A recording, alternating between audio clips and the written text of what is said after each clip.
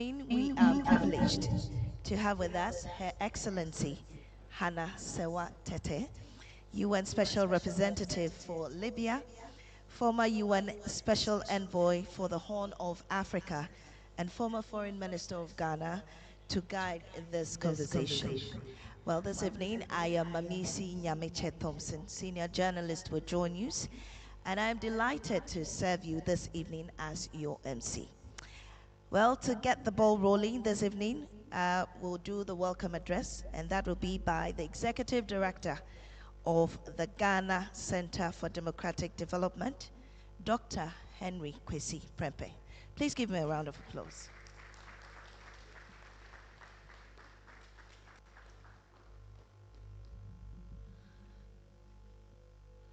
Your Excellencies, Honorables, Nime Kename, distinguished guests, ladies and gentlemen, good evening. On behalf of the board, management, and staff of the Ghana Center for Democratic Development, I am pleased to welcome you to our 21st annual Krontini Akwamu public lecture. Krontini Akwamu are an Adinkra symbol that denotes dispersed power or divided authority and cooperative or joint decision-making in the Akan political system. Kronti and Akwamu being the two principal leadership factions or divisions in Akan political community.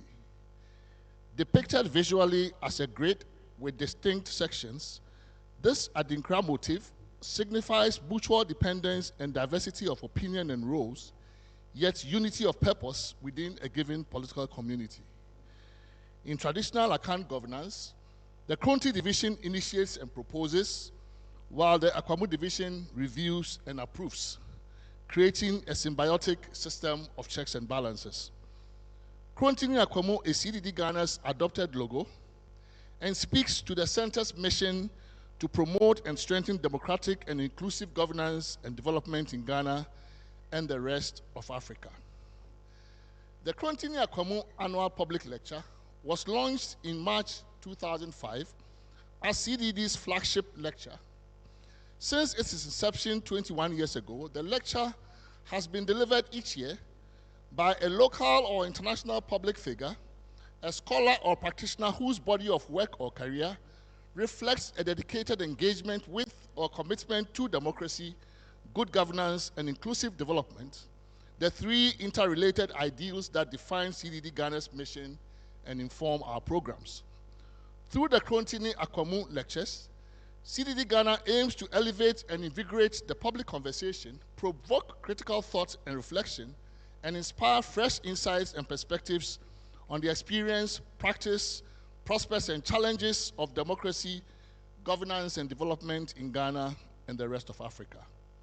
Our past Krontini Akwamu speakers have included Nobel Peace Prize laureate and former UN Secretary General, the late Kofi Annan, Dr. K.Y. Amwakon, former head of the Economic Commission for Africa and father president of the African Center for Economic Transformation, Dr. Jendai Fraser, former U.S. Assistant Secretary of State for African Affairs, the late Right Honorable Peter Alajete, Speaker of the Third Ghana Fourth Republic, democracy scholar and champion Professor Larry Diamond of Stanford University, Mrs. Bisi Adeleye Fayemi, Executive Director of African Women Development Fund, Mr. Bernard Avle, leading Ghanaian broadcast journalist and media manager, Professor Emeritus Techua Menu, currently Vice President, the Arts Section of the Ghana Arts Academy of Arts and Sciences, and a Senior Fellow with CDD Ghana, and Mr. Erastus Donko,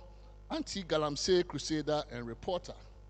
We are honored to have as our speaker for this year's Krontini Akwamu lecture another distinguished Ghanaian, an international public servant and diplomat whose illustrious career began in politics and public service right here at home. We shall hear more about her in short order. We have chosen as the topic for this year's lecture the changing global and multilateral rules-based order, implications for Ghana and Africa's strategic positioning. Our experience, both at CDD Ghana and as Ghanaians and Africans, have taught us how very much our fortunes as a young democracy, indeed as a country and as a region, are intertwined with wider political, economic, and geopolitical developments and trends, whether these emanate from within our own West African neighborhood or from the larger global community. It is not accidental that our current democratic project in Ghana took off in the early years of the 1990s as part of a wave of transitions from authoritarian to democratic rule that swept the world from Eastern and Central Europe to Southern, East, and West Africa in the aftermath of the end of the Cold War, the fall of the Berlin Wall, and the collapse of the apartheid regime in South Africa. We also have not failed to notice that the current democratic recession, what is often commonly described as democratic backsliding, is a widespread global phenomenon affecting the global North and South alike. In our own sub-region, we have witnessed the return of coups d'etat, a development whose drivers, undercurrents, and consequences are not confined to the individual countries that have experienced them. To quote one of our past Krontini Akwamu speakers, Professor Larry Diamond, from a title of an essay he published in the 2022 September and October edition of the Foreign Affairs magazine, all democracy is global. As CDD, our founding mission and commitment to pursue democratic and inclusive governance and development have always extended beyond the shores of Ghana. Our founding membership of Pan-African and Pan-West African initiatives like Afrobarometer and the West African Election Observers Network, WION, are a testament to our belief that in advancing the cause of democracy, good governance, and inclusive development, it pays to think globally and regionally, even as we act locally and vice versa. In more recent years, we have deepened our regional footprint as an organization by pioneering the formation of the West Africa Democracy Solidarity Network, WADEMOS, a transnational regional network of civil society organizations and civic formations from all 15 pre-AES ECOWAS member states.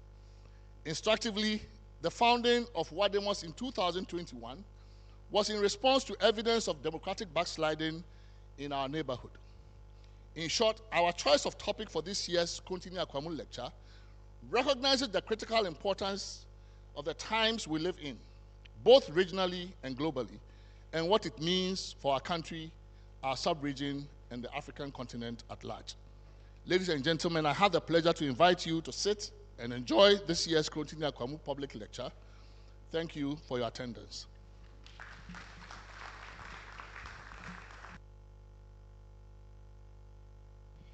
Thank you very much, Professor H. Kwesi Prempeh. Let's give him another round of applause.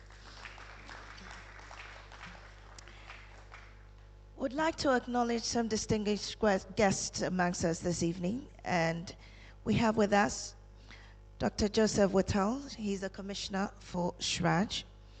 We also have Ambassador Perpetual Dufu.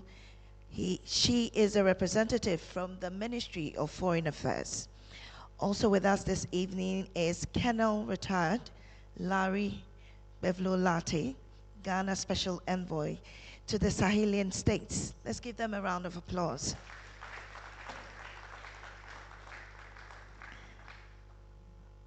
Also with us this evening is Professor Ernest Hash, Columbia University. We have with us Mr. Joseph Asunka, CEO, Afrobarometer. We also have in our midst Ibrahim Tanko with Star Ghana, James Yao Sraha, CDD board member. And also with us we have Jagidi Senomi Nadine, Australian High Commission.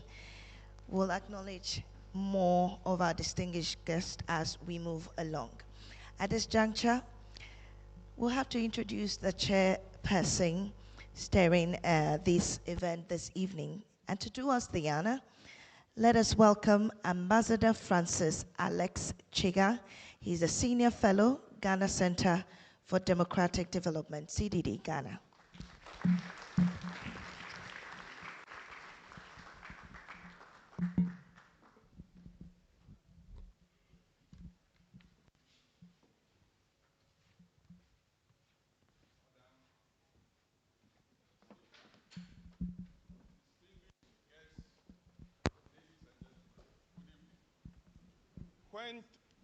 A few days ago, I was asked to introduce the chairperson. I asked them, are you sure you want me to come and do this? You don't want me to take the whole evening. I've known our chairperson for the past over 50 years. And he's one of our most distinguished Ghanaians. So when you want to talk about him, you can spend the whole evening. In fact, some few months ago, a whole evening was spent talking about his achievements in this country, and among the people who spoke for him was a former head of state. At the end of the evening, I realized that they have not even touched most of the things that he has done in his life. They didn't mention the fact that at one time, he was a music promoter. And he was the promoter for Ako Tibafro, what's the name, George Daku. And in the early 80s, when we were in London, he organized a concert promotion for him in London and Berlin.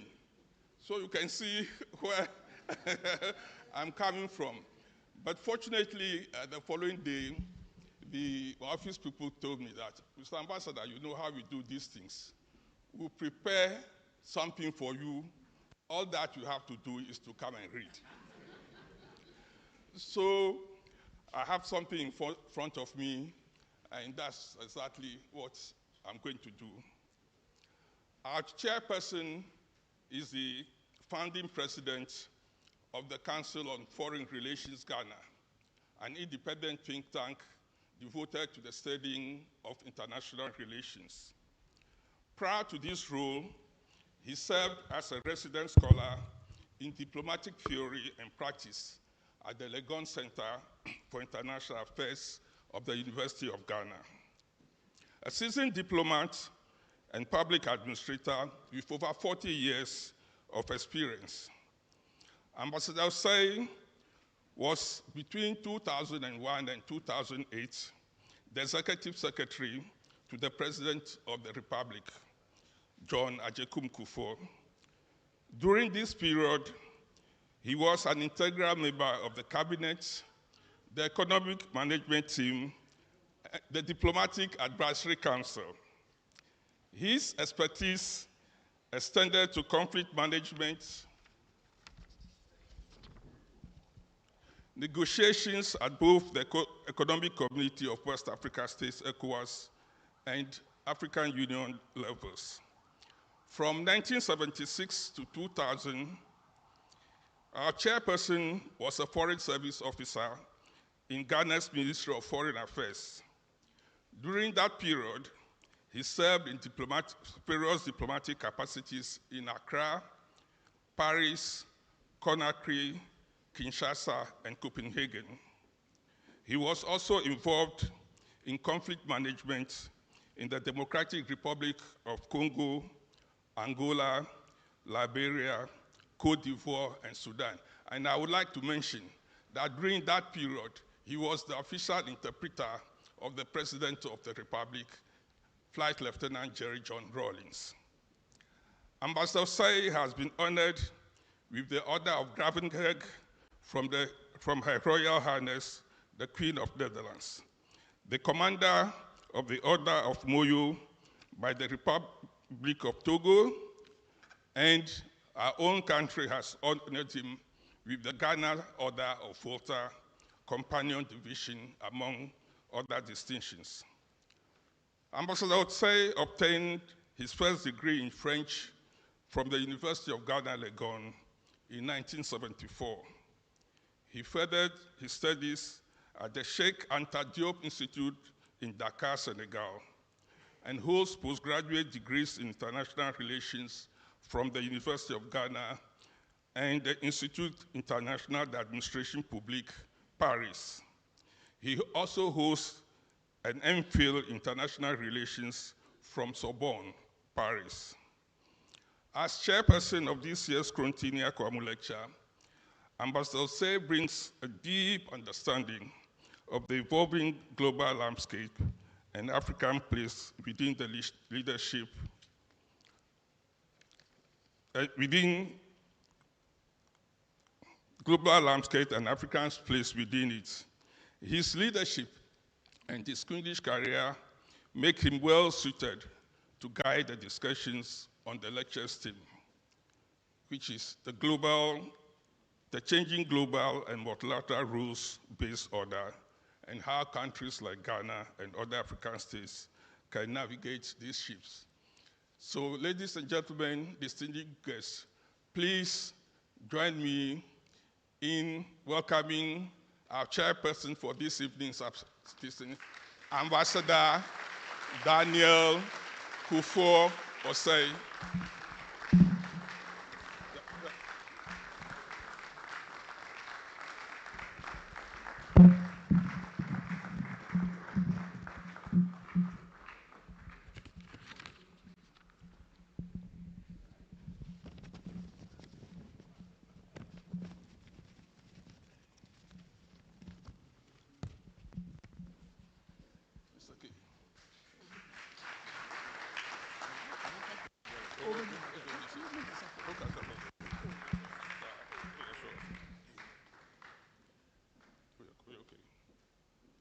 Francis, thank you. You know, I myself panicked when I was told that Francis Chega was going to introduce me, because we've been through some rather complex late night situations.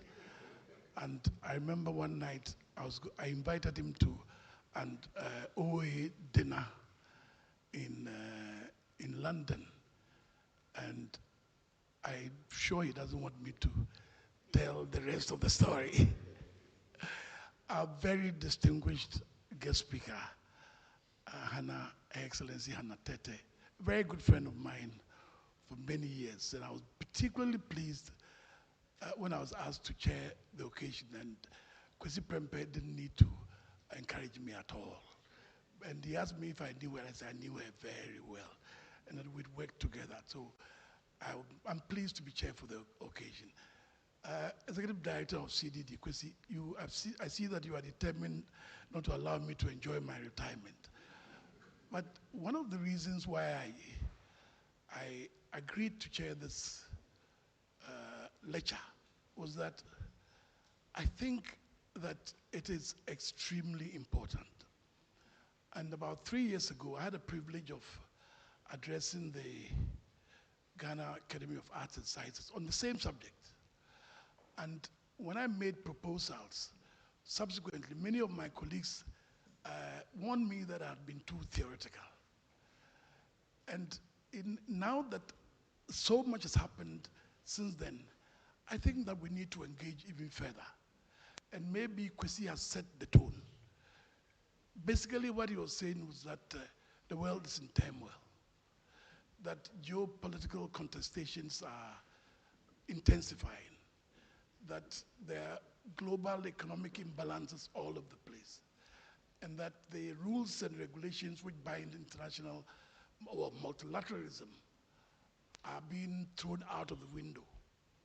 So the question simply is that, what is Africa's response to it? I'm really going to leave my dear friend, Her Excellency Hannah Tete, to deal with that. But in responding to this very important question, there are sacrifices that a continent will have to make. And many of the responses that we've had, particularly in reference to Agenda 2063, require, some of them might even require sovereignty cessation in areas of like security and in areas of foreign policy. Are we ready to do that? I'm not too sure. Some of them might require moving the free trade area to a higher level. Are we ready to do that? Are we willing to, for instance, consider a continental currency? In recent times, I'm not sure that the record of Africa internationally indicates that we are willing to be doing that. And let me just take us a sub-region where multilateralism is indeed backsliding. And in wanting to respond to these global trends, some of our responses seem to fall short. The most recent summit, ECOWAS summit, in its review from its initial document, talked about a review of the world order and acknowledged that indeed the world is in turmoil. But in trying to respond to the post-coup d'etats, etc., we decided to choose a new ECOWAS chairman who has internal limitations, whose parliament has over 90% majority in parliament. How is Senegal going to lead a reform of integration or regionalism, particularly when Senegal has publicly endorsed an African candidature for the US Secretary Generalship? And that lead has been publicly disavowed by at least 16 members of the PR at the AU. And when I read the communique, I asked myself, are we willing to face these geopolitical challenges in the world? And what I found most strange is that the chairman, campaign manager for Macky Sall is Mbolo, former president of Guinea-Bissau. And what is worse, we immediately then threw in the former Ugandan foreign minister, brilliant diplomat. I'm not arguing about that. I worked with him, so I know him well. Oxford-trained lawyer, brilliant. But Africa, we understand the rotation. Kofi Annan was allowed 2 terms. So why are we throwing in 2 candidates, and when we know that we are not going to get the position of UN Secretary General? It is these attitudes that we are demonstrating which make me worry about what are genuine responses, even about the new economic paradigm, which can provide real answers to what Africa should be doing on this matter. But there's a little hope. And I think that part of that hope is about leadership. And there was a time when in Africa, we had a batch of African leaders who had the courage to dare the rest of their colleagues. And it was mostly led by Meles Zenawi, Mbeki, Wad, etc. And they would, during our summits, go into conclave and decide that what the continent was doing was wrong and come and challenge their colleagues when we were talking about APRM and NEPAD. And fortunately, Ghana is about to take over the chairmanship of the African Union next year. My goodness, what an opportunity. And maybe this discussion will provide the basis of the kind of vision in determining our policy options, and we should not waste this opportunity. So Hannah has a huge task on her shoulders, and I'm sure that the questions and answers will be very, very helpful. And I'm glad that my friend Colonel, the Special Envoy to Sahel, is here. And I'm really looking forward to an evening of serious discussions from all of you. And thank you very much for making me chairman.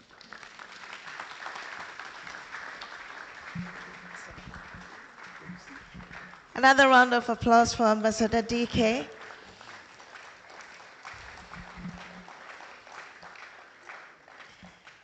When I first saw Ambassador DK Osei, the other name that came to mind was Ambassador, not Ambassador, but DK Poison. I'm quite young, but I heard the stories about him being a boxing heavyweight. At least out of his 48 fights, he won 40. And that's quite a remarkable achievement. Let's give him another round of applause. I'd like to acknowledge some more distinguished guests amongst us. We have Professor Audrey Gajapu. She's board chair of CDD-Ghana. Let's do it better. Let's do it better. If she's here, she can wait for us to see. We also have in our midst Rear Admiral Godwin Livinus Bessing. He's Chief of Naval Staff.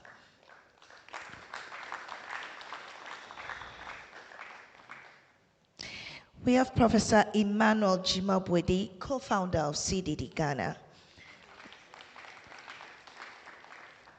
Also, Emerita Professor Techua Menua, Senior Fellow, CDD-Ghana. We have Tiffany Yantz. We can do it better. Let's go ahead and give it better.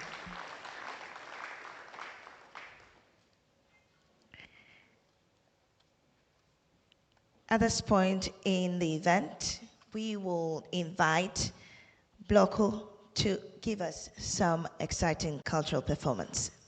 Let's give them a round of applause.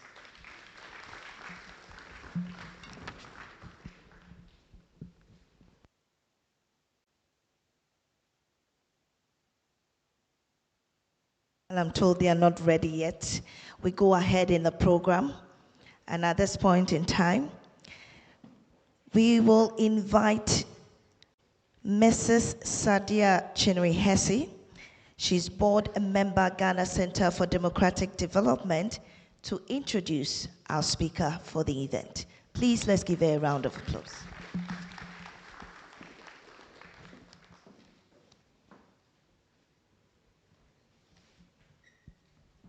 Thank you, and good evening. Please allow me to stand on existing protocols as I perform the very pleasant duty to introduce my colleague at the bar, my senior, I should say, and a fellow member of the International Federation of Women Lawyers. Her Excellency Hannah Sewa Tete is the United Nations Special General Representative for Libya and head of the United Nations Support Mission in Libya. A distinguished Ghanaian lawyer, diplomat, and stateswoman, she has over 3 decades of experience in governance, diplomacy, international relations, conflict resolution, and democratic development. Before assuming her current role, Her Excellency Tete served as the United Nations Secretary General's Special Envoy for the Horn of Africa, where she led high-level diplomatic efforts to promote peace, security, and regional cooperation. Earlier, she served as the Director General of the United Nations Office at Nairobi, one of the UN's 3 global headquarters, before being appointed as the UN's Secretary General's Special Representative to the Africa Union and head of the UN Office to the Africa Union. In Ghana, Her Excellency Tete served as Minister for Foreign Affairs and Regional Integration from 2013 to 2017, where she played a pivotal role in advancing Ghana's foreign policy priorities. Member of Parliament for the Ewutu Senya West constituency, Her Excellency Tete has also held leadership positions within the National Democratic Congress, including serving as the party's General Secretary. Throughout her public service career, she has championed democratic governance, gender equality, regional integration, and multilateral cooperation. Recognized internationally for her diplomatic leadership and commitment to peace building, Her Excellency Tete has represented Ghana and the United Nations in numerous high-level negotiations and multilateral engagements. Her current work has focused on mediation, conflict prevention, governance, and strengthening partnerships to address complex political and security challenges across Africa. Ladies and gentlemen, may I ask you please to join me in welcoming our main speaker for today, Her Excellency Hawa Sewa Tete. Thank you.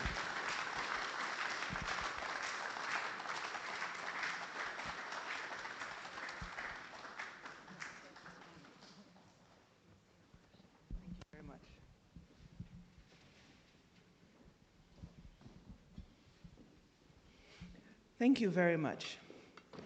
First, to Ambassador Dike Osei.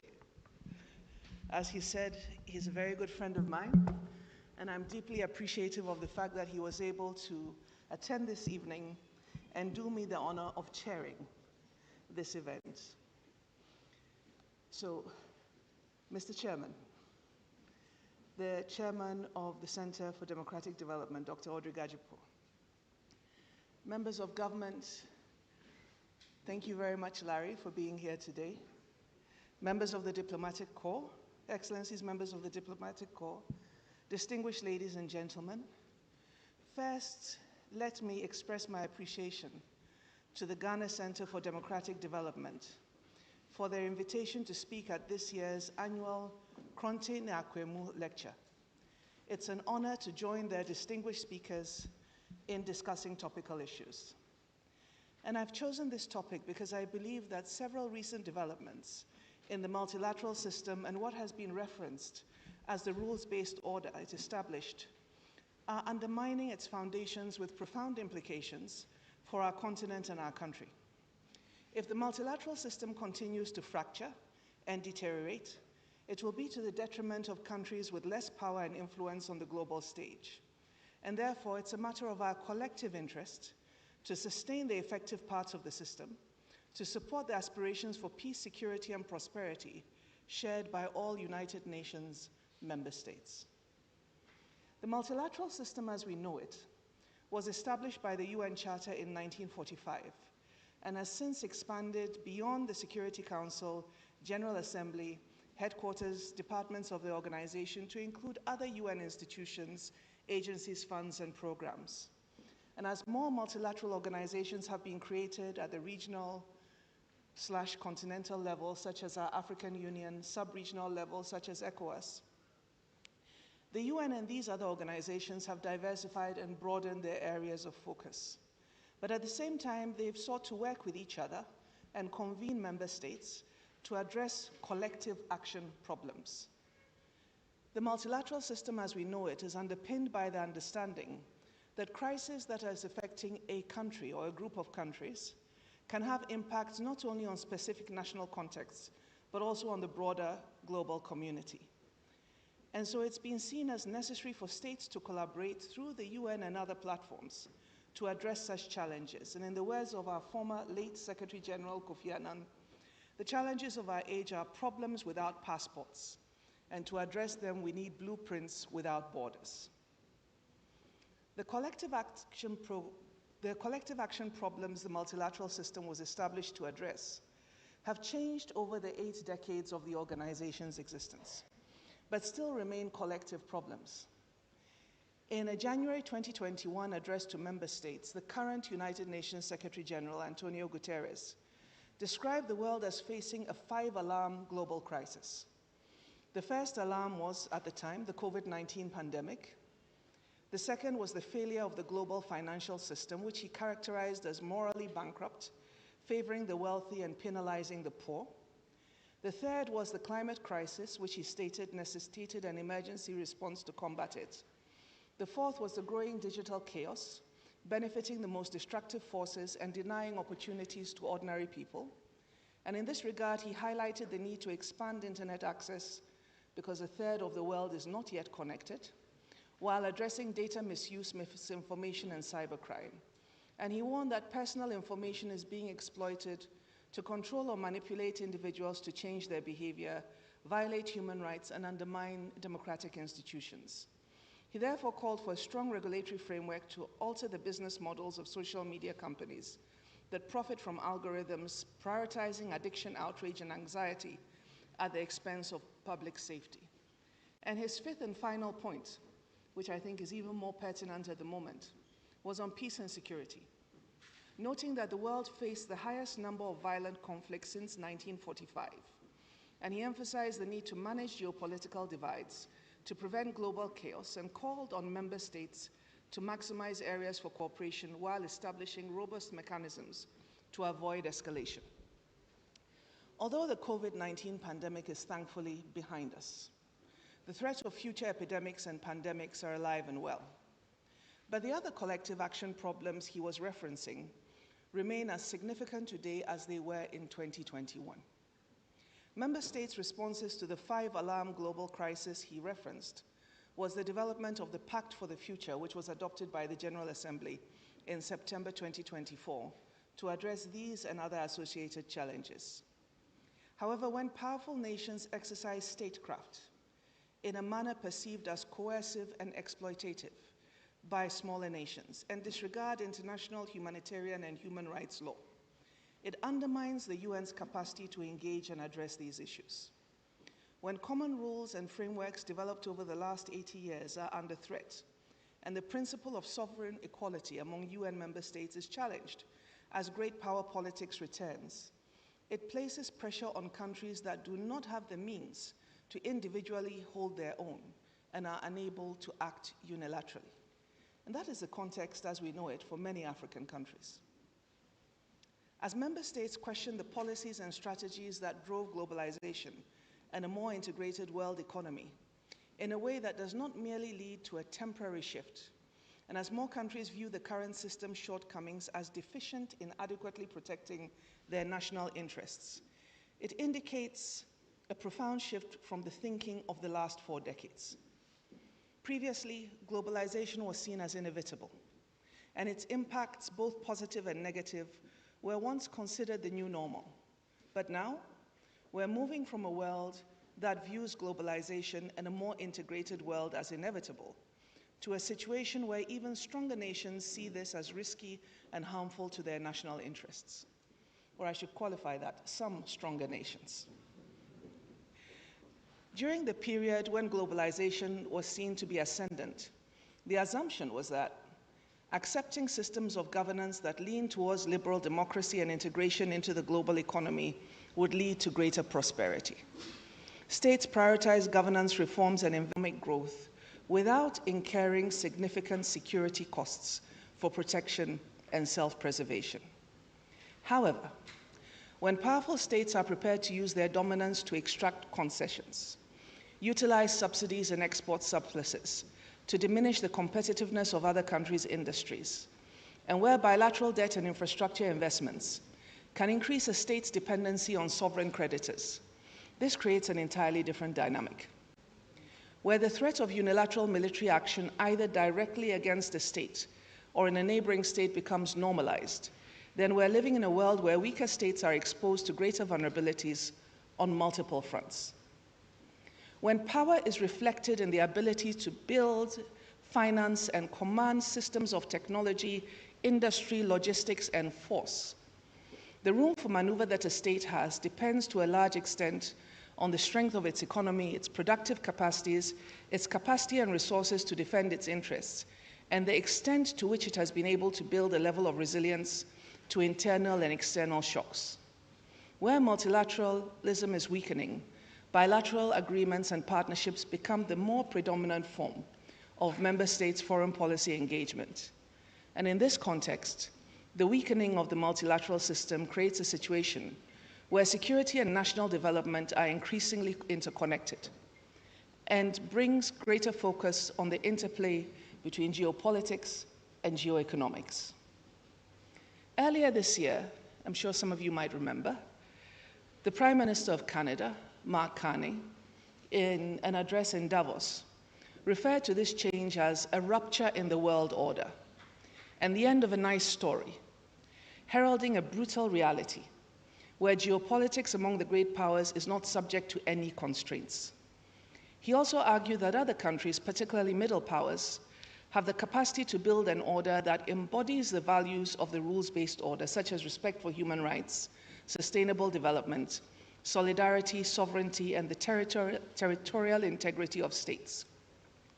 He noted that every day we are reminded that we live in an era of great power rivalry and that the rules-based order is fading.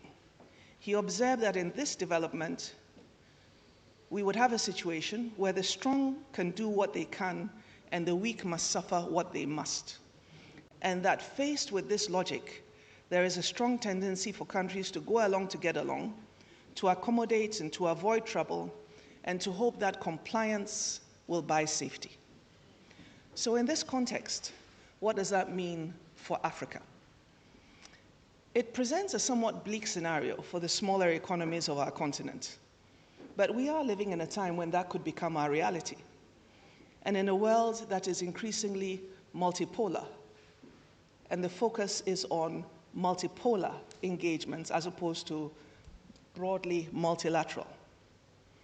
And so the way in which countries of our continent will focus their alliances and shape their interventions will certainly determine what place Africa will have and what role we will play in a global future. In an era of great power competition with states reviewing their national security strategies and foreign policy priorities, and where relations between states are becoming much more sharply focused on interests, despite criticisms of the United Nations' effectiveness, its institutions have been the forum for all member states to engage and resolve their differences and find solutions for the problems without passports. Africa has been influential when it has taken collective positions and committed to work together to advance them. This was evident ahead of the development of the current United Nations Sustainable Development Goals agenda, where Africa developed a common African position. And this led to a situation where 80% of Africa's Agenda 2063 priorities were reflected in the SDGs. And so it shows that when we do make the effort, we can have an impact. We all aspire on this continent to growth and prosperity, but we must recognize that there is increasing competition between African states in their effort to expand global influence, to attract foreign direct investment, and to have a stronger, more integrated economy will help to build our resilience. Therefore, our competition should not be mutually destructive. It should focus on being mutually cooperative. If we look at the most recent economic data, I'm referencing the IMF data from the World Economic Outlook of April 2026. The US accounts for 14.54% of global GDP, the EU 13.77%, and China 19.89%. This represents almost half of global GDP. And the African region, referring both in this case to North and Sub-Saharan Africa, contributes 5.62%. And so within that context, for us, working together is not a luxury, it's an imperative. But as Ambassador Say himself mentioned, it will mean making some compromises. And it will also mean that those countries that are recognized as Africa's middle powers, South Africa, Egypt, Nigeria, also have to come along with the rest of the continent. But that's going to be a more challenging situation, especially where we have situations where there are a number of countries, such as Algeria, Morocco, Ethiopia, and Kenya, that have very much their own foreign policy priorities that they are able to advance using their distinct diplomacy efforts to drive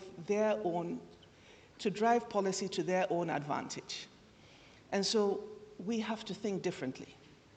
Currently, we have 20 African countries classified as low income, 24 as lower middle income, 8 as upper middle income, and only 1 as high income by the World Bank. And the high income country is Seychelles, an island nation of about 100,000 people. And so our dependence on multilateralism to level an uneven playing field is important and is something that we cannot afford to negate. But in this era of increasing protectionism, the weaponization of trade, opting out of agreed frameworks to address global risks, such as climate change, and replacing universal and multilateral agreements with bilateral agreements, while these are sometimes expedient, they can risk the gains that Africa has achieved through negotiating on the back of common African positions. And that is the reason why I am making the argument that, notwithstanding the developments, this still has to be the priority and the focus of our efforts. Because the shocks that the world is currently facing are going to impact us in ways that would be more harmful to us than other parts of the world that have greater resilience. The Economic Commission for Africa, the African Union, and the African Development Bank, in a joint paper published last year, assessed the impact of the withdrawal of preferential market access from the US for the continent. And they noted that due to the reciprocal tariffs that override or complicate the AGWA framework, exports to the US could fall by 8 to 21%, depending on the specific tariff scenario. Additionally, secondary economic shocks and knock-on effects could slow production and reduce demand from major trading partners, threatening African commodity and oil exports. Now, there was a short-term extension agreed in February of this year, which ends at the end of this year. And so what happens after that is anybody's guess. But statements from the Office of the US Trade Representative indicate that future extensions will demand greater reciprocal market access for US businesses and farmers. The ECA projects in its report that the impact of the withdrawal of preferential market access will increasingly favor bilateral deals over non-reciprocal continental-wide agreements. Contrast this with the recent announcement from the Customs Tariff Commission of the State Council and Ministry of Commerce of China, announcing the expansion of zero tariff preferences to all 20 non-LDC African nations, in addition to an earlier announcement on 1st December 2024 of unilateral duty-free access across 100% of all tariff lines to 33 African least developed countries. It envisaged that during a 2-year transition period, China would negotiate bilateral framework agreements on economic. Now, the rules-based order, as I said, and as acknowledged in Prime Minister Mark Carney's speech, has its weaknesses. The stronger countries have sometimes exempted themselves when they've perceived that their strategic interests have been at stake. However, the system had its benefits for weaker countries, and we have to reflect on effective responses both collectively and individually, to maintain the multilateral order, minimize the impact of the return to great power competition for the continent's natural resources, including food, energy security, and critical minerals, powering the age of AI. But we must also look at our own internal weaknesses. Otherwise, we will not be addressing these issues in the appropriate manner.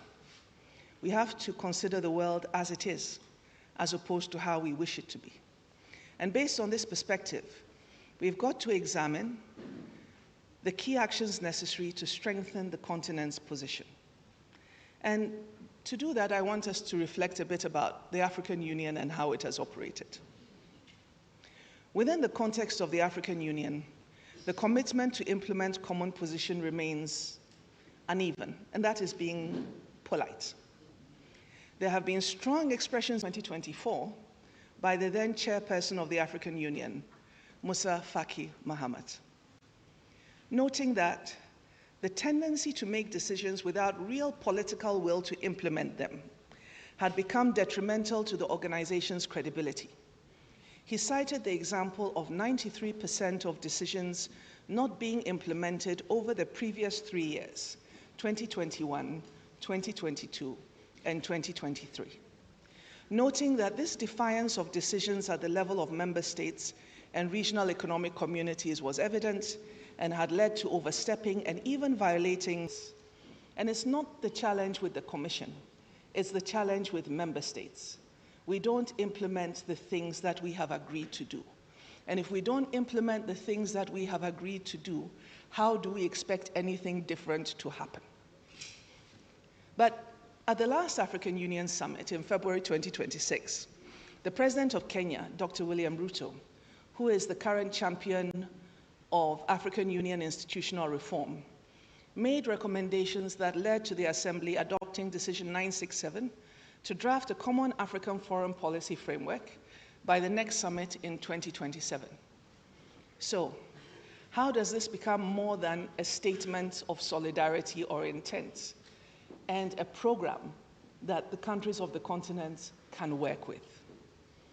I think that the decision indicates recognition by member states of some of the issues that I'm raising in this paper.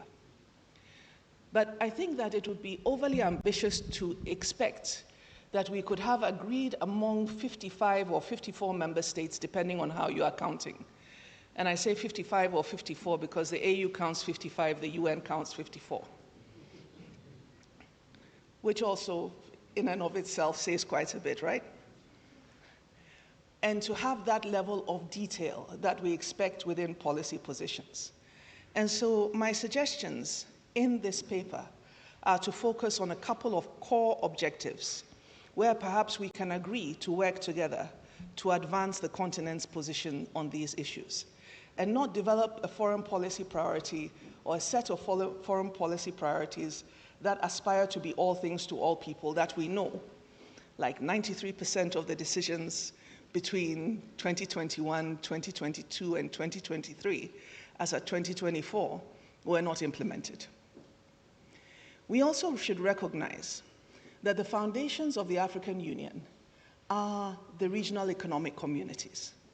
Even though they're not subsidiary organizations, the decisions that are taken at the level of the RECs that reinforce the decisions of the African Union and that support their implementation are the things that help to make the AU more effective. And if we can come to consensus at the level of the RECs on specific issues and then build that into continental positions, we are more likely to respect those outcomes than what happens within this discussion of 54, 55 member states. We don't always necessarily agree to do the right things. And we can have a consensus and the decisions will be adopted knowing that there isn't really any serious intention to implement them anyway. And so I want to focus on a couple of areas where I think that this could be, or these could be, those areas of focus for the African Union going forward. And the first one, I would say, should be strengthening the implementation of the AFCFTA. Now, we've talked about it. Thankfully, we have it ratified. Thankfully, many of the key protocols that are necessary for the implementation have been finalized, but agreements don't implement themselves. And there's a difference between market access and market readiness. And it is important to focus first, not only on having these protocols agreed, ratified, but domesticated, and then within our institutions, implemented, and our private sector organizations supported to be able to take advantage of them so that we will be able to derive the positive impacts from the AFCFTA. And I would suggest that we benchmark progress on implementation with the World Bank's Logistics Performance Index. Now, I know many of you have heard about the Doing Business indicators, which at a point in time was what we all measured our performance by. And I know you've heard the World Economic Forum's Global Competitiveness Index. But the Logistics Performance Index is more granular. It looks at the issues relating to trade facilitation. How quickly can you actually clear goods through a particular country? How efficient are the institutions in supporting trade? And how well are they able to function? And now, thanks to AI, they've been able to, on a regular basis, update this, not annually, but almost on a monthly basis. So there's a way of tracking performance throughout the year. And I think that if we can find a way of matching that, it would be useful. 2, focusing on advocacy for the reform of the global financial system, what the UN Secretary General referred to in his 5 alarm fires that were affecting the global economy, because there's the need, 1, to do that, but at the same time to enhance domestic capital mobilization within the continent on a large scale. Because expecting that this is going to be achieved on the back of foreign direct investment or aid, I think is a thing of the past. As at the 15th of June 2026, the OECD report on preliminary official development assistance levels in 2025 notes that total ODA fell from member countries and associates of the Development Assistance Committee by 23.1% in real terms, with 26 of 34 members reducing their ODA. This is of the OECD.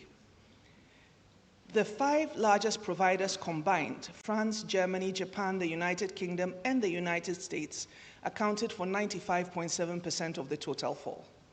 That should tell you the direction of travel. And so expecting that we are going to be able to have access to the same level of support and resources, I think, is a luxury that we cannot afford. And so certainly it's something the continent should focus on. Then climate advocacy. But climate advocacy that is combined with the imperative for economic development and infrastructure expansion. And that means access to energy as well.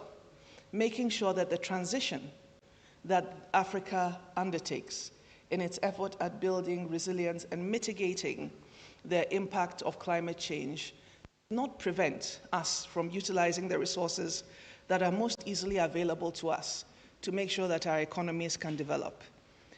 Then, we should have a common African position on AI governance, because this is talking about the future. In the words of the current UNSG, technology that will shape the future of humanity must be shaped by all of humanity. Because the impact that AI could have on conflict development and many aspects of individual social life is such that ensuring inclusive AI governance should be our priority. And finally, silencing the guns. For our continent to achieve its development aspirations, we said that we need a continent at peace with itself and within its borders. At the present time, it's clear that this aspiration is going to take significant effort to achieve. We said we're going to do that in 2020. The target has been postponed to 2030. But recognize that we are 3 years away from 2030. And the number of conflicts on the continent has increased and not decreased. And so if we are going to be able to achieve that target, then we need an acceleration of our diplomatic and mediation efforts to get there. Otherwise, some of these conflicts that we have are going to be even further entrenched. And it's not something that we should just think about in abstracts because our country is not subject to those challenges. We share a border with the AES states. And even if it is one border, it is our point of fragility, as Larry himself knows very well. And I'm sure many of us in this room have been paying attention to over the period. And so, if that is where we are, and that is our risk, then we have to figure out within West Africa how we manage that risk. But at the same time, we must understand that this is not just a West African problem. The African Union Peace and Security Council in December last year, in the Continental Early Warning and Security Outlook, noted that Africa is at a strategic crossroads and faces a terrorism landscape of unprecedented depth, complexity, and lethality. It also highlighted acute structural vulnerabilities within a number of member states, and that security conditions in some contexts were deteriorating rather than improving. The threat of terrorism within the Sahel region was mentioned. Unconstitutional changes of government was also identified as another challenge, and entrenched civil wars.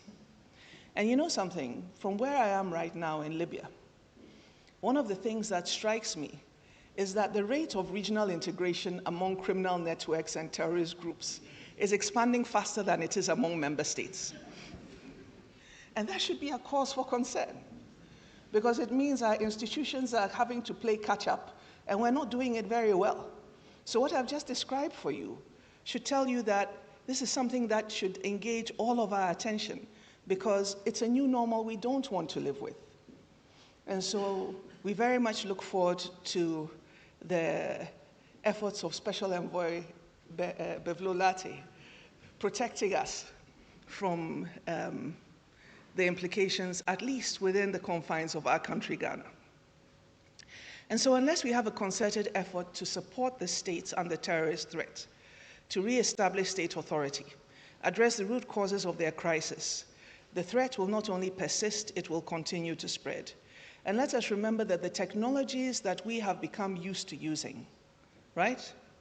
AI, apps, cryptocurrencies, and for terrorists and criminal networks, the dark web, are just as available to them as they are to us. And given a situation where they are working together much more closely, they have the ability to be several steps ahead of state institutions in the way in which they deploy their capacities. And we saw that recently in Mali. With because to have that many simultaneous attacks happening in different cities at the same time is something that shows a level of planning and coordination that was previously unknown to these groups. If that is our new normal, then we've got to think about how we deal with this in a very proactive manner. In addition, we've got to focus on post-conflict recovery. A lot of the work that I've done over the last couple of years has not just focused on negotiating peace agreements, but making sure that those peace agreements are implemented. Because when we don't focus on post-conflict recovery, and we expect that these very fragile states are going to somehow manage to pull themselves out of the quagmire, settle, and be able to resume their path towards development, then we are expecting miracles of countries where institutions have collapsed, where capacities no longer exist, and where they will be unable to do that without sufficient support. And so, in that context, I think it's important for us to recognize that solidarity, not just speaking solidarity, but really acting solidarity, focus and implementing policies and programs with the emphasis on implementation, and not just saying that we have announced these things, is going to be what we need to be doing much more of going forward. And prioritizing inclusive governance in our multi-ethnic, multicultural contexts has to be the priority of every African Union member state. Because without that, given the artificiality of our borders, how do we expect to stay united and peaceful? So what does this mean for Ghana? I listened to the mid-year review of the budget by the Finance Minister, Honorable Dr. Atuforsen, last week. And I was greatly encouraged, I must say, by his optimistic assessment of the future economic prospects of our country, due to the efforts that have been made over the last year and a half. But nonetheless, as I listened to him, I was thinking to myself, this positive trajectory requires efforts at insulating the economy as much as is possible from external shocks. And the way in which we advance our foreign policy interests will either complement or have a minimal impact on building our needed resilience. And I think that one of the things that happens in Ghana is that we take so much for granted. And we believe that we have been peaceful, we are peaceful, we will always be peaceful. The examples of our neighbors should tell us that that is not the case. We cannot take our peace and security for granted. And we should not assume that because we haven't been hit by those kind of conflicts yet, it will not happen. The most painful thing when you have seen countries in conflict is the amount of destruction that has taken place to infrastructure that you know has been built on the back of extensive borrowing. And so you have a situation where the infrastructure that has been constructed and not yet paid for is already destroyed, and you're wondering, how are they going to get new money to be able to do that all over again? And how long is it going to take for them to get there and to be able to achieve the level of development that they previously had, and then be able to build on that to move forward? So the fact that we haven't had it is a blessing, but I want to emphasize that peace building, even within a national context, should be seen as an investment that we must be making on a continuous basis. It's like a garden.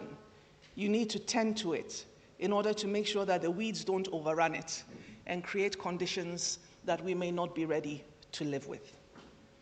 Because we must also recognize that while it's very exciting to have significant foreign policy achievements that are big announcements about initiatives and, programs that we are working with, and I'm sure Ambassador Say and all of the colleagues from the Foreign Ministry know this, the grunt work of making sure that the things that we agree on actually transform into workable programs, projects, and initiatives at the national level require as much time and attention as the big ticket items. Otherwise, we are never going to be able to achieve those benefits. And that brings me to the way in which we work within government. We need a whole of government approach to foreign policy. It should not just be an issue for the Ministry of Foreign Affairs and Regional Integration. The ministry is not an island that stands on itself, excluded from the rest of the government machinery. Because when you have a situation where you've got our diplomats, and sometimes very dedicated, conscientious foreign service officers, who are working in their country context to promote Ghana as an investment destination, to make sure that different ministries, departments, and agencies are notified and prepared for big meetings and discussions that are coming up, who follow through when you are not there to follow through. If there is not an effective coordination mechanism with the rest of government, how do we expect to achieve the benefits of that effort? And if we take the reports that come from the embassies as regular reports that are just stacked and put aside and nobody really reads them and focuses on what they say, what do you expect to get out of it?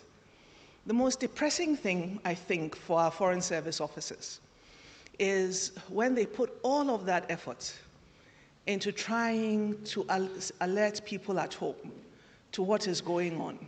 And it becomes another email, or it becomes another report on a desk that never even transfers from one ministry to another. Let's talk about another institution that has the responsibility of implementation. And then the question is, with that investment that we are making in diplomatic presences, are we reaping the returns of our investment? And I would like to suggest that this is something that we certainly have to take more seriously and have inter-institutional, which means ministries, departments, and agencies, effective coordination platforms to plan, not just to go and attend and participate, but to come back and review and make sure that we focus on implementing. These are basics. And they're really not things that I should be standing here on a platform to talk about. But the fact that I find it necessary to draw attention to this is because I know that it is not happening enough. And it is something that has to be what we consider going forward. And, you know, for all of the colleagues, former colleagues at the Ministry of Foreign Affairs, you do not have to associate with my statement. I can carry the weight of it myself. But I'm sure you agree with me. We also have to note that the African Continental Free Trade Area, whose secretariat is here in Ghana, means that we actually have access to this institution in a way that no other member state has. And it is a travesty. It would be a travesty if we do not make sure that as Ghana, we have not achieved market readiness on the back of the AFCFTA, because market access is different from market readiness. Market readiness means you are in a position to provide support to your businesses, to your SMEs, to enable them to go out and compete on the back of the access that they have been given. But it means you need to have your embassies with commercial officers who are front-facing these target African markets that we want to go to, who have the experience and the understanding of the economies in which they work, and who can talk about the opportunities and provide that information to our private sector business associations and to our small and medium enterprises so that they can identify the opportunities for themselves. Their costs are already high. The regulatory burden is significant. And so if we want them to be able to benefit from it, we have to make an extra effort to provide them with that support.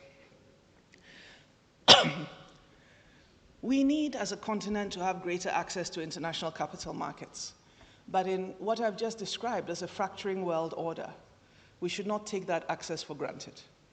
We should also not just be satisfied that our economic outlook has improved. We actually have to engage with international financial institutions to help them to understand our context better, because that will give them a greater understanding of the risk profile. Currently, African debt, as every economist, and I'm not one, knows, is overpriced in terms of the interest costs. So how do we bring that down? Because risk is a matter also of perception. But with all of the conflict that we have on the continent, and because still there are not that many countries and individuals, and especially in the capital markets, who are able to differentiate between the different country contexts, they see us as one. So our risk is not really differentiated in a way that would make an impact for us. And as a result of which, We are competing, and in spite of all of the efforts that we are making, we're not seeing that that is translating in helping us to get better terms to be able to support our key infrastructure investments.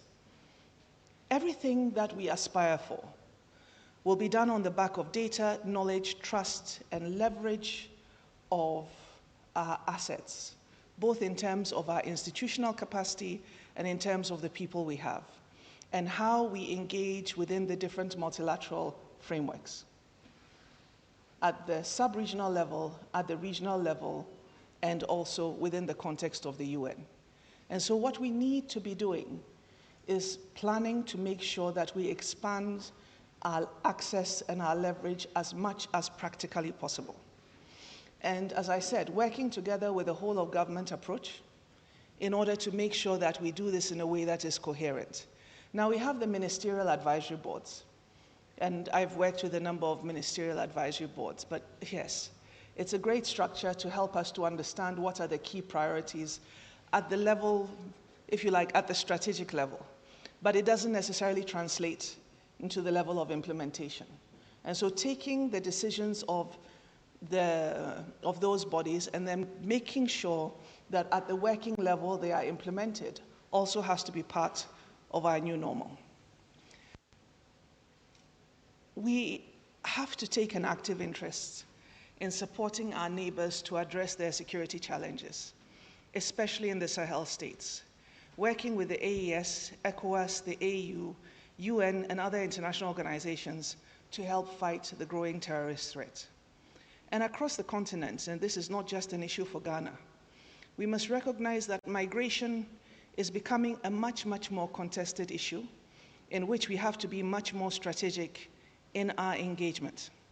Because till date, we haven't really been able to do that in a way that focuses on protecting our diasporas, discouraging illegal migrants, and at the same time, amongst ourselves as African countries, also focusing on what it is that we are going to be able to do to make sure that among ourselves, we address this very sensitive issue in a proactive manner. And I'm saying that because we've all seen recently the whole narrative about South Africa and the challenges that African migrants have had in South Africa. I have to tell you that it's not just an issue for South Africa. Where I am in Libya, it is a point where the majority of African migrants trying to go to Europe try to exit through Libyan corridors because the state institutions are weak. But I can assure you that that journey is probably more perilous than the current situation in South Africa. And the number of people who die on their way there, right? And the work that I think, well, not that I think, I know that our embassy has to do in Libya, especially when they find out that there are Ghanaians who have perished along the way, and they actually retrieve their bodies and give them Muslim funerals. That data has not been in the public domain as much, and so we're not cognizant of the scale at which it is happening. But I think that we should pay more attention to it, because for all of those who believe that the path to Europe is the way in which they are going to achieve their futures, we should be very, very sensitive to the fact that Europe and the Western world is closing its doors to illegal migration. And so what does that mean? With regard to the Western world, I think both at the continental, sub-regional level and as a country, we would have to expand our efforts to negotiate for legal labor channels and the protection of the rights of diaspora citizens, whose remittances are an important source of foreign exchange inflows.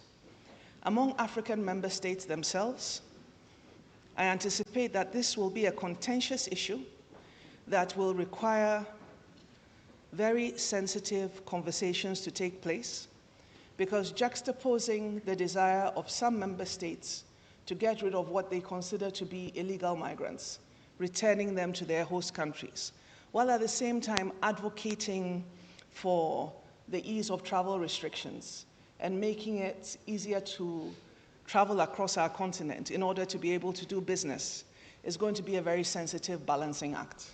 And given the fact that we have quite a large diaspora, both abroad in the Western world, but also within the continent, I would say that going forward, that is going to be a particularly significant issue for Ghana that we should be paying attention to. Because we also do not necessarily welcome all the migrants who come into our space. And we also are not necessarily entirely pleased with having people congregating around our traffic lights, coming from different parts of the region, who we consider to be foreigners. And even though we're not expelling them, the truth of the matter is that we're not really welcoming to them either. And so if we think that this is not going to be something that we have to focus on both in the short and medium term, then I think we're deluding ourselves. So going forward, especially at the national level, I would suggest that this is something we have to focus on in much more detail. So, in short, we've got to invest in building institutions that are in a state of readiness, not just to promote our economic development, but to respond rapidly to threats and crises. That means not only focusing primarily on economic growth and prosperity, as important as that is, but also on human security, social cohesion, in order to build a resilient state. Over the years, we've done an incredible amount of work on policies, programs, and initiatives. Now the emphasis must be on effective implementation and execution, monitoring and evaluation, and ensuring that the resources we have available are put to efficient use to achieve these outcomes. We need to build a resilient state to meet the challenge of a multipolar, competitive, and interest-based world order, and engage in active diplomacy within our continent and beyond, especially with our sub-regional neighbors, to survive the storms ahead. Earlier in my remarks, I referred to the speech of Prime Minister Mark Carney in Davos. And I'd like to end by quoting from an article co-authored by the Prime Minister and President Alexander Stubb of Finland in The Economist of the 8th of July this year. Both leaders have been reflecting on this issue over the last year in various public speeches and in fora and publications. And in this particular article, they state, and I quote, "Power no longer exclusively sits at a single Western center. Power is spread across three groupings: a global West, a global East, and a global South, each increasingly autonomous. Truly global trends, including power over computers, data, and artificial intelligence models, are spawning a fourth technology-driven grouping, shaping how we live, work, and connect, unconstrained by borders and accountable to very few rules. The world order built after 1945 is unraveling. Institutions as they stand are ill-prepared to avert this decline. This is a moment that comes once in a century, in which our collective prosperity is defined by what we choose to build and how we build it. The work ahead requires neither wishful multilateralism, which only defends the status quo, nor cold realpolitik that dismantles it altogether.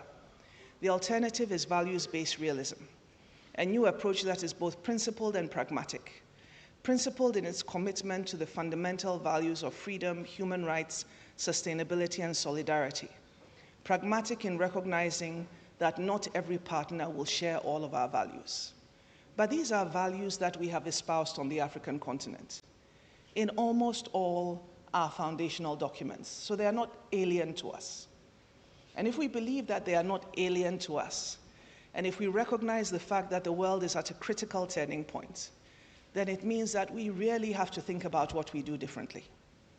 If this is the world we are moving into, where Ghana and Africa will stand in this multipolar dynamic will depend on the choices we make, the decisions we implement, and the effort we place in building an African multilateralism that reflects this reality and prepares us to face its challenges. I hope that as a country, we can reflect on the current developments and position ourselves to be able to better adapt to this situation and advance our interests towards a peaceful, stable, and prosperous country, notwithstanding the emerging headwinds and the uncertainty that comes in its wake. And let's hope that indeed we can do that. Thank you very much.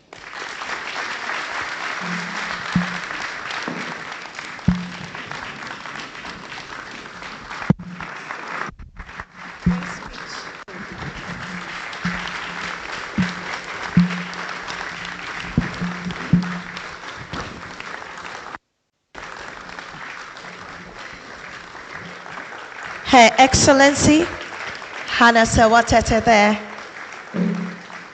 Very great speech, deserving of that applause. You may have your seats. So much to chew on. I picked up a few pointers that she said. And indeed, it's interesting. And she says our competition should not be mutually constructive and not destructive. Working together is an imperative, and indeed it is. And to summarize all she said is, so also be share. Now what's I mean, it's an opportune time for Africa to come together as one. And I know you agree with me. Please, once again, let's give her a round of applause. We'll have time to take questions from our audience. But before then, let's acknowledge some dignitaries amongst us. We have in our midst Rooney Skinnyback, Ambassador, the European Union. Also in our midst, Ecclespio Gabra, Ghana Special Envoy on Reparations. Tiffany Yan, Second Secretary, Australian High Commission. We have Mrs. Gizela Tete Agbotui, Member of Parliament, Ewutu Senior West, and also Deputy Housing Minister. Wilson Carol, U.S. Embassy, Acting Political Counselor. Jacinta Kwao, GIZ Technical Advisor. Nana Santua Fajinu, Executive Director, WAXI. Brigitte Jugbeneguku, former flag bearer of the PPP. Also, Bernard Orteville, Bank of Ghana Director. We have Duke Mensa Opoku, British High Commission Senior Political Officer. Her Excellency Josephine Nkrumah, representative of the President of ECOWAS in Liberia. Frida Bedietio Puni, Ghana Permanent Mission to the United Nations, Head of Chancery. Amos Ansa, KPMG, Associate Director, beg your pardon. We also have Elizabeth Villas, Co-Chair, CODEO. We can give them a round of applause, please.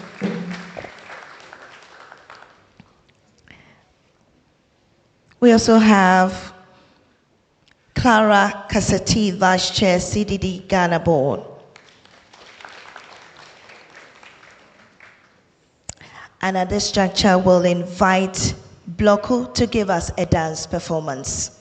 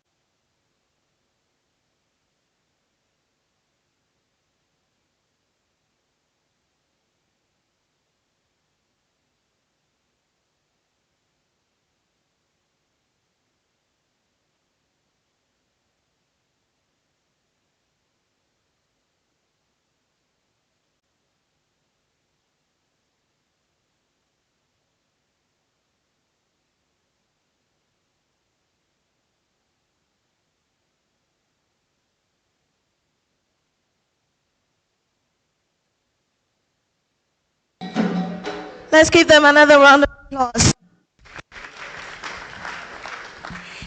We'll be taking questions at this juncture, and I'd like to invite Her Excellency Hannah Sewa Tete to come on stage, and also the chair for this occasion, Ambassador DK Osei. Whilst we get them onto the stage, let's also acknowledge the presence of Dilara Caesar, Turkish Embassy Deputy Head of Commission. Let's give her a round of applause. Also here present is Salom Adono, Exim Bank Head of Corporate Affairs, and Nana Yabwa Korang Kwe, Central University External Affairs President. So we'll do this way. We'll take the first set of questions, about 5 of them, and then we'll continue from there. So let's see by hand those who would like to ask questions. I see about 2 hands raised up here, and then 1 in the middle. We'll start. Our ushers, if you could come this way. So there's 1 lady here. Let's take the lady first, and then we'll come to my right and take about 2 gentlemen then. So let's start with you. First, you tell us your name, and then you pose your question. Okay, thank you, and hello everyone, good evening. My name is Carla Titekpoda, and I would like to warmly greet our distinguished guest and Her Excellency. That was a very beautiful speech you gave right now, a lecture actually. My question is, how do you see Ghana leveraging its position as the host of AFTA in maximizing market readiness and competitiveness based on the benefits that AFTA brings to our region and our country? Thank you. So let's go to my right. There are 2 gentlemen here who, about 3 of them. So let's take their questions. Your name, where you're coming from, and your question very briefly. All right, my name is Nana Fumberima from NADMO. I want to ask, when Her Excellency was delivering her lecture, she made mention that immigrants, illegal immigrants, I'm very sure is a major problem for us. I want to ask, is there something we can do to at least reduce it?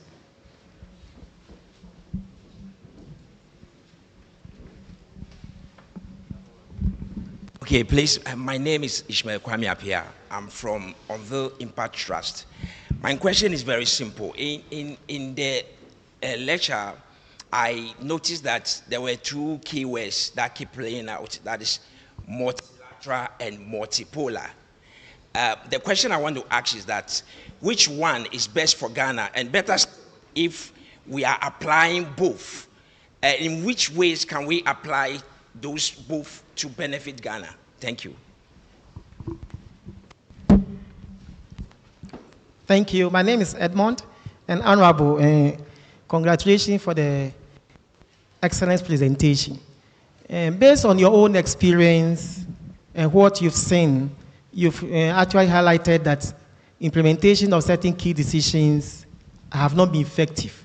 Based on your own experience, what do you propose to be some of the key things that we should do to fast-track the implementation of certain decisions that will actually benefit the development of Africa country? Thank you. All right, we can take 2 more, and then we'll take, all right, that gentleman on my left. All right, thank you very much. Good evening. My name is Ketchovs Atemble, representing Democracy Hub. Honorable Her Excellency, that's a very beautiful presentation. But along, in the submissions, we get to see that Africa, as we have it now is not united in our voice within the global order. This disunity or uncommon position within this global order, don't we see that as symptomatic of the conditions even in Ghana? As a country, we don't have common positions, or it's difficult to have common positions as we interact with the world largely. I didn't see anything about the domestic positions, how to address these issues domestically so that we can build policy coherence, consensus on some of these things, even as we look at addressing this regionally. All right, thank you very much. And we'll take the last one at the back for this first set of, okay, let's do you, or come to you at the back, very briefly so that we can answer. Thank you so much. My name is Seydou Nusa Jaminja. I'm from the Northeast region. Her Excellency, thank you so much for the wonderful presentation. In your presentation, I noticed that you are so much passionate about peace and security. So I want to find out, as young people, as usually they say, are the future leaders, what are some of the things government of Ghana is putting in place, or even the West African countries are putting in place to make sure that they see youth as the center for peace? Because before there can be peace in a nation is a youth, and even if it is war, is a youth. So how can we, the youth, see ourselves as the center of peace? Thank you. All right, Your Excellency.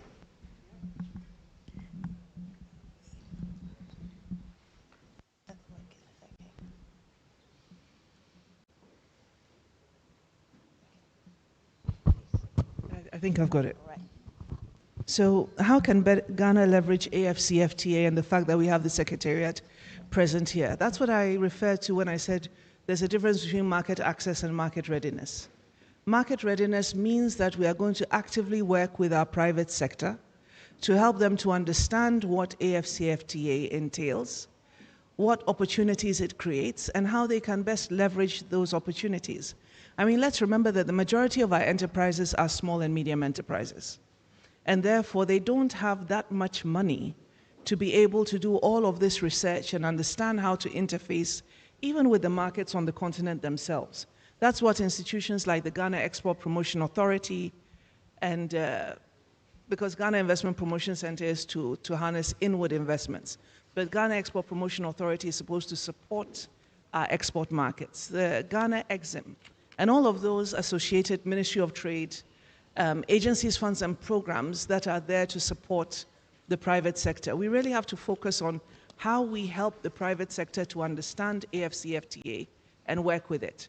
But at the same time, we've got to make sure that there is institutional readiness among the key institutions responsible for implementation, not least those responsible for trade facilitation, customs, ports, airports, so that they also know and understand what the framework is and can allow businesses both importing into Ghana and exporting from Ghana to benefit from it. And at the same time, make sure that those who would abuse the provisions, that the mechanisms that we have in place can prevent that so that the intended beneficiaries can have the most out of it. Can we do something to address illegal migration? Yes, we can. Remember that the ECOWAS protocols that allow free movement into our region only say that you are entitled to the right of abode, the right of establishment. But to exercise that right, you must comply with government procedures, right? And so if you don't exercise the rights, by extension, we can ask you to leave. If you are not registered as a refugee, then we are not compelled to keep you, because we make a distinction between refugees and migrants, and especially illegal migrants. But I think one of the things that has to be done within the context of ECOWAS is to develop the mechanisms for this to happen, because if it's not handled carefully, they are sensitive issues and they could backfire. And we also have Ghanaians in other ECOWAS member states, so we don't want a situation where there's tit for tat,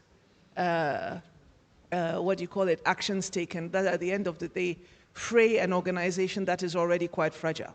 But it's not to say that we can't do anything about it.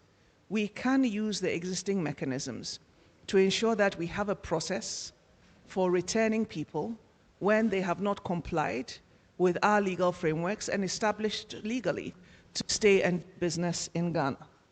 Now, when I talk about multilateral and multipolar, which is best for Ghana, remember I said the multilateral framework is used to respond to collective action problems, which means these are problems which are global in nature, and we have to be able to speak to them and to be able to negotiate our positions within that global framework. For instance, when you're talking about climate change is not a problem that is only affecting Africa. Yes, it would affect Africa in a particular way, but it affects the rest of the world as well. So if we're thinking thinking about reducing global carbon emissions, if we're thinking about putting in place financing mechanisms to be able to help affected countries mitigate, build resilience, then of course we are looking at global solutions. But there are particular things that we need to focus on, I have just argued, at a continental level, in order to be able to improve our integration and take advantage of it. And in that context, we are looking within a more multipolar environment, right? Because we're looking at an Africa Global South environment. There's a place for that as well. The challenge of our diplomacy is to be able to most effectively in the different fora, to be able to achieve our own foreign policy priorities, which at the end of the day is focused on enhancing our own domestic position on all of the issues that are important to us. Now, how do we fast-track implementation? It requires a certain amount of real political will and commitment. When President Kagame was the chair of the Authority of Heads of State and Government, he put some this was in 2019. He gave himself some targets: institutional reform, making sure that the AFCFTA was signed and ratified by the majority of member states, focusing on the implementation of the single African air transport market, and making sure that the necessary agreements were ratified by the majority of member states, operationalizing the AU Peace Fund, and at the same time looking at contributions to the financial running of the organization. And he achieved a significant amount of that agenda because it was not just the African Union Commission, but Rwandan diplomats acting for and on behalf of their president, who were now interacting with the member states to say, can you move this along and make it happen?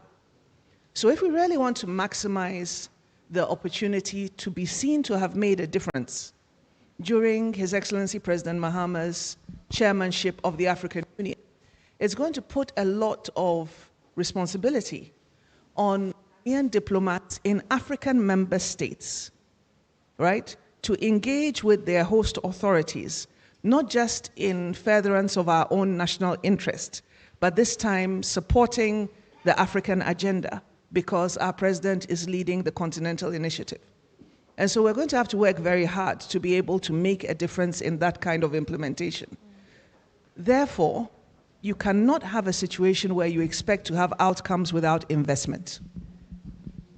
And it means that we have to be ready to invest in our embassies on this continent, send our brightest and our best if we are going to make the most of President Mahama's term as chair of the African Union Commission.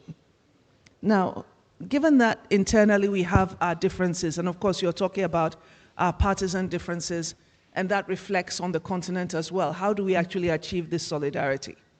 Well, the point I'm making to you is that we don't have the luxury now of maintaining that level of partisanship.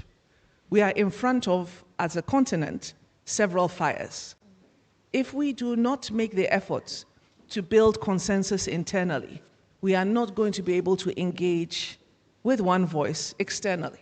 I mean, if you're looking at political leanings, this is a very typically Ghanaian representation of political interest, right?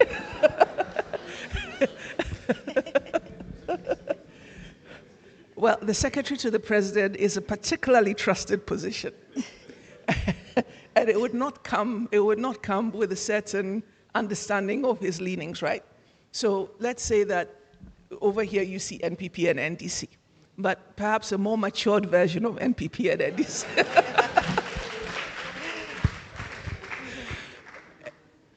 And I would argue that that's what we need across, especially within our country context. Because at the end of the day, yes, we may be part of different political parties, and we want to achieve things for our political groupings, but we only have one country, and we want to live in a peaceful country. And one of the things that I really would like to leave you with, especially when talking about this issue of peace and security, is that now I have seen countries that have been in war. When I was Special Envoy for the Horn of Africa, I was getting South Sudan and Sudan to now look at their outstanding issues from their comprehensive peace agreement and their implementation. So I used to visit Khartoum quite regularly and Juba as well. And I was surprised by Khartoum as a city, its history, its culture along the banks of the River Nile. In the evenings, it was beautiful. If you go to Khartoum today, it is a wreck. The airport that I landed in when it was a whole airport, right? And their VIP lounge, which was very nice. And what you see today, I mean, it's miserable. And when you think about the fact that they are not the only African country that finds themselves in this situation. If we take for granted where we are, and we believe that we're never going to find ourselves in a situation where we will be challenged, we might find ourselves overwhelmed. After all, there are many countries within this region that have seen themselves affected by conflict. The AES states are where they are and have their challenges. A lot of those coups d'etats and unconstitutional changes of government were because people were not satisfied with the way in which the government was responding to the security challenge. And so they felt that the army would do a better job. And indeed, when the constitutional changes of government took place, they were popular.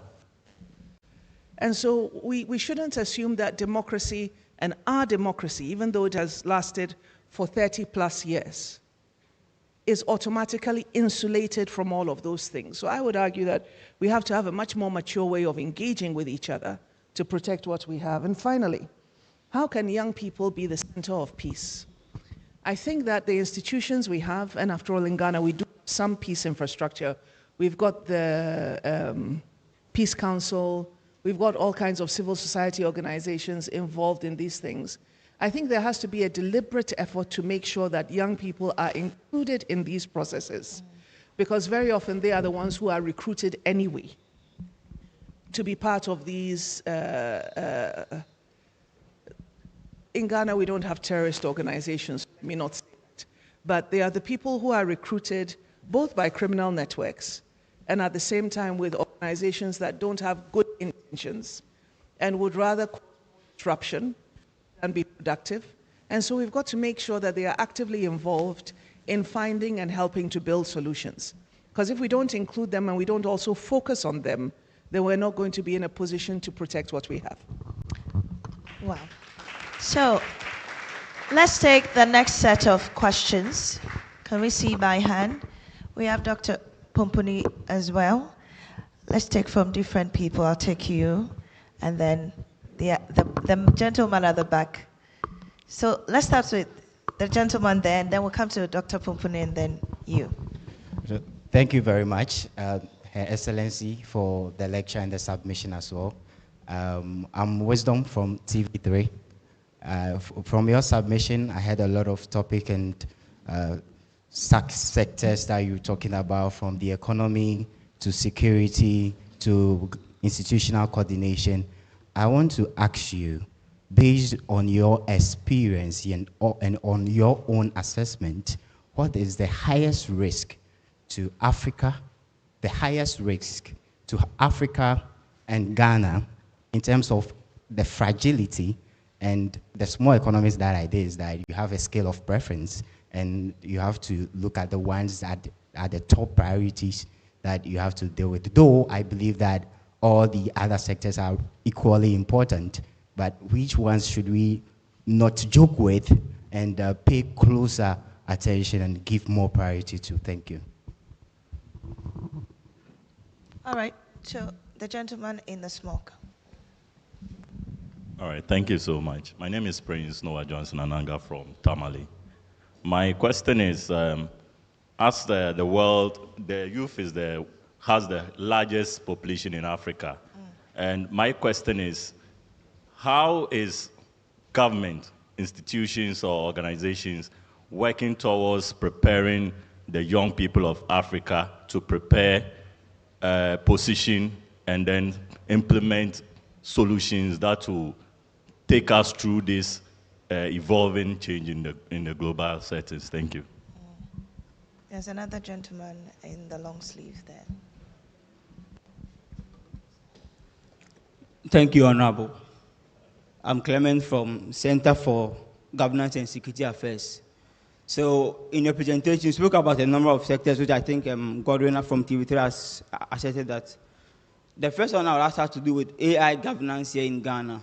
And I've seen that, I think last year, May, the Minister Minister of Communication did the launch on that. Do we take it from the balkanization of having like division in terms of African countries, or we should go as AU in terms of essentialism in advancing our AI governance frameworks? And then also, at SEXA, we did some study last year on how China is actually being smart about the changing global multilateralism to bilateralism in terms of how they advance their BRIs, their Belt and Road Initiatives. They approach Africa from a bilateral standpoint, like they negotiate with Africa from bilateral. So they will negotiate with, let's say, Kenya to Tanzania to Ghana. What should AU do to that in terms of repelling that kind of angle?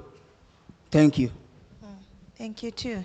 Do we have any more? Yes, Dr. Fufuni. Thank you very much. Thank you again for the lecture. Two questions. I really like your idea about the whole of government approach. And in my mind, think of it like how we do, say, education or health. Everybody knows the sector policy for education. You can go online and get it. And there are many stakeholders who can track it. The process for putting it together is inclusive. The budgeting is known. The systems for tracking performance and all of that. And I think that's what we need for foreign policy, because as you have said, the interconnectedness of sectors in trying to deal with the issues that we are dealing with requires this type of integration. I don't think the way the foreign policy is set up now can respond if there's not something drastic. I don't know how you see that happening. How do you operationalize that? So that would be my first question. The second question is what Ambassador Dike talked about. Yes, Ghana will take over AU leadership, and there's an opportunity there. But we know Ghana cannot do it alone. So who are the other champions that we should be looking at in the continent? Because it's not an easy question when you think. But somebody, just as you mentioned how President Kagame pushed certain objectives, we need a cohort of leaders, similar to what we had in the African Renaissance period, to really push the continent to respond. Otherwise, it's going to be very, very challenging. Thank you. Thank you too. Let's take from Dr. Kopo. And then we'll come back for the next set of questions. Yes, I'm Jonathan Kopong from CDD-Ghana. So my question has to do with creating the right set of values that can underpin where we ought to be. As an undergrad student, I became cynical of international politics when I read the book, The Games Nations Play. And so how do we move this global order from thinking about these things as games nations play and building the right set of values that does not recognize these things as games, but as a moral imperative to address some of the critical challenges that faces us as a continent and a country? All right, thank you very much, Your Excellency. Over to you. So, what is the highest risk to Ghana and Africa? I would say that we have, as I just said in the paper, we have interconnected risks. To focus on a single risk is perhaps not adequately addressing the challenge. And that's why I made an effort not just to address the peace and security challenge, but also talk about the economic challenge. Because fundamentally, the problems are economic. We are not delivering development fast enough to be able to respond to the demands that our countries are facing. One of the most crucial ones is youth unemployment. We're not delivering jobs fast enough to be able to give young people opportunity, and so they become easy prey to other non-state actors, especially criminal groups and actors, right? to be co-opted into other undesirable activities that at the end of the day create more challenges for all of us. So we have to have a comprehensive approach to these things, because just focusing on specific issues and dealing with these things through a siloed approach will not help us to address the challenge that we face. And the point that I'm making is that both at the national level, at the sub-regional, when I say sub-regional, I mean ECOWAS, because West Africa is a sub-region of Africa, and then at the regional level, in all of these different theaters, we have to approach our national policy, our diplomatic engagement, looking at how do we further our domestic objectives through our diplomatic and foreign policy engagement. And we need to do it in a way that prioritizes the key objectives we have. And it's about peace, stability, security, and development. So I would say that it's essentially a multi-pronged approach, and that's why you need a whole of government approach. But I would say we need to focus on the economy, but if you focus on the economy at the expense of dealing with your societal challenges, and you don't understand and connect them, your approach is probably going to be limited in its responses. It's not just about new infrastructure. As important as infrastructure is, it's also making sure that we have government institutions that are enablers of economic growth and development, and not a drag. And we also have to work, government has to work in a cohesive manner to make sure that it's delivering for the citizens. Because if we don't, I've just told you, aid is decreasing sharply. The kind of grants and assistance that we've been used to previously, and we think that, it's been part of the past and it's going to be part of our future, it doesn't look like it. So if we're not going to focus on how we use the resources we have much better than we currently do to address our critical challenges, we might find ourselves in undesirable circumstances.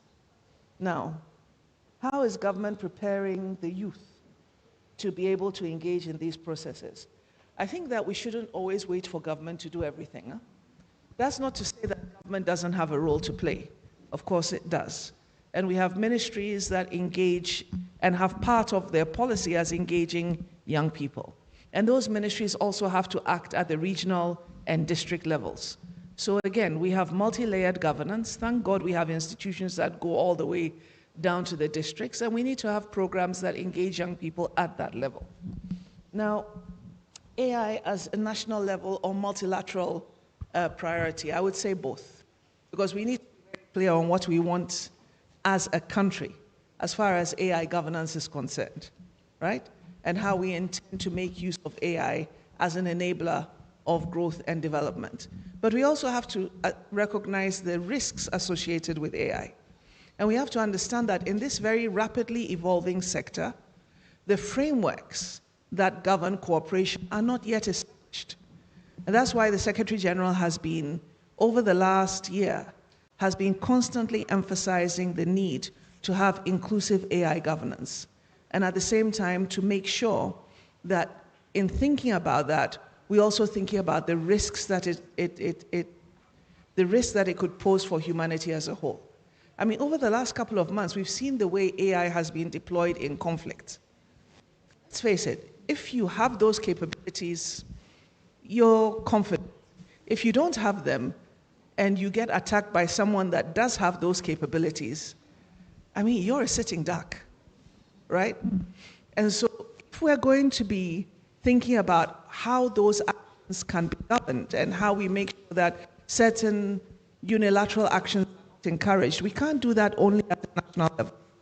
We are going to have to engage multilaterally, and that's the reason that in Africa's common foreign policy, we should think about advocating for an African position on AI governance. Now, China and Africa.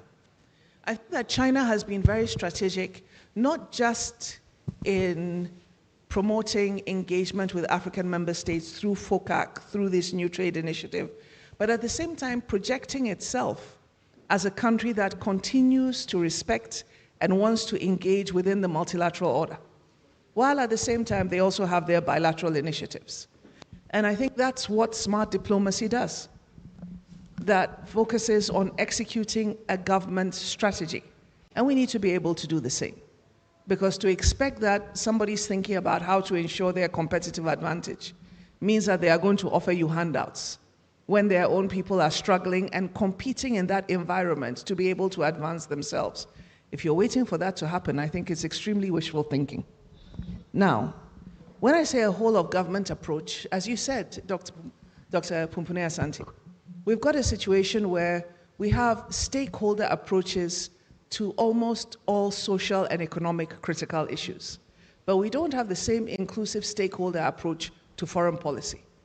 And so the way we do it across other ministries, departments, and agencies, which means interministerial committees with stakeholder representation, key government departments and agencies, civil society, private sector, has to be the new normal in the way in which we think about our foreign policy priorities, especially when we know the implications for everybody are going to be significant. And I would encourage that that should happen in a much more constructive way. And I think it is something that civil society should advocate for.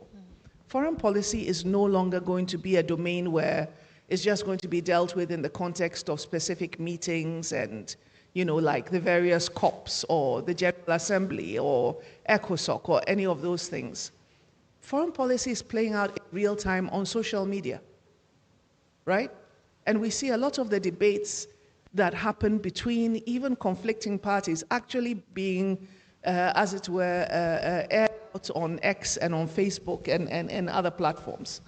So we are in a situation, we're not just, in a position where countries relax and then they go and have these discussions and they come back and they think about, so how do we make this work? There are countries that are aggressively promoting their interest using all the platforms available to them. And the impact on the public is immediate, it is emotional, it is engaging, and it can create crisis if you are not careful. And so therefore, we have to move away from this secretive foreign policy approach that sort of has it as an exclusive preserve and recognize that it now has to be much more inclusive. And that's the reason why I say we need a whole of government approach. Then, who are the other champions who could help to move these things forward? Well, I think that if you look at the previous AU chairs since the beginning of this decade, those chairs who have been more proactive on trying to advance a continental agenda have been President Kagame, and he was the chair of the AU in 2019, have been to some extent President Sisi, even though his focus was more peace and security related. President Ruto has not yet been chair of the African Union, but when he was elected into government, one of the first things he did was that he took on the role of climate champion. They had the climate conference in Nairobi, and he immediately began to try to mobilize the continent towards having common positions in the negotiation on climate and climate finance. And so if you are looking at those who have acted, I would say that these are a few, and in addition to South Africa, because South Africa took over the AU chairmanship at the time of the COVID pandemic. As a matter of fact, it was the last summit, and then 2 weeks later, almost everything shut down because of COVID. At that time, they were thinking about prioritizing financial, but instead they prioritized the COVID response. And they were very proactive about it. So if you're looking at those countries that have the capacity and willingness to engage, I would say that those are the countries that I would refer to. Now, Nigeria in West Africa is always big brother. But we haven't seen Nigeria as proactive as it could be over the last couple of years. And so I do hope that they become more engaged, because they are, if you like, the biggest mover in this part of our world. And when they engage and they are constructive about it, they can make a positive impact. So off the top of my head, I would say that those are the countries that you are immediately looking at and that we should be engaging in order to try to advance whatever agenda Ghana wants to further over its chairmanship of the African Union. Now, when you look about creating the values and, not have countries see these games, I think that it's important for us to recognize that every single country in this world is focused on maximizing its own benefits. We would do it if we had the opportunity. Others try to do it. In this continent, many other countries are trying to do it. So when we talk about a values-based agenda, those values are actually written into our current instruments. Whether or not they are reflected in our policies and actions depend on implementation. That's why I think the greater focus has to be on not creating new things, but revisiting what we have and making them operational. Because if we don't do that, you can create, as many new positions as you like, but at the end of the day, we'll have the same impact, and it will really not inure to our benefit. Back to you, Madam. Thank you, Your Excellency. And at this juncture, we can't take any more questions because of our time. I'm sorry about that. It's been an interesting lecture. Let's acknowledge Human Nuruzi, Political Counselor, British High Commission, and also Mr. Francis Fifi Kumsen, General Manager, Joy Brands, also in our midst. And before we conclude on the event today, we'll ask our chairman to give us some few remarks.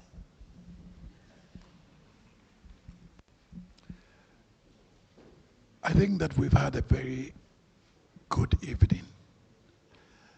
And when we started, I suggested that perhaps this could be the beginning of a series of discussions which could become an input into where we're heading once Ghana takes over the chairmanship of the AU. But I like rather to limit myself to governance and the role that it plays in our ability to respond to the challenges. And I'll use a rather simple example. If we do not have proper leadership with experience and who apply the basic rules of governance, we do not have the legitimacy even to be able to unite. And I'm saying, I'm intentionally saying, talking about experience, because when the speaker had finished speaking, I'm sure that most of you said to yourself, this is experience. This demonstrates that Africa has quality. And if you actually allow people who have done it and have thought through it and are sensible and are pragmatic, we build the kind of nations, and coming together becomes easy. So I want you to give our speaker one big round of applause.